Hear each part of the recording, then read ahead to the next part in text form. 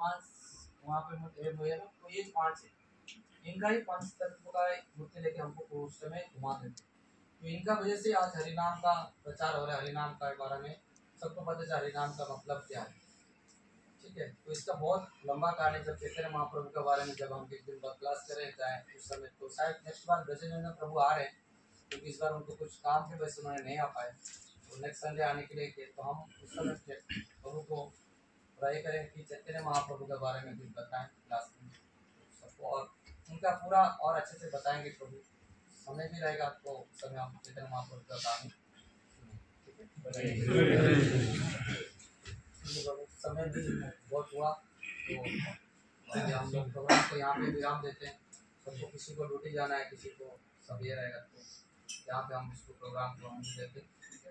नरसिंह भगवान का प्रेयर करते।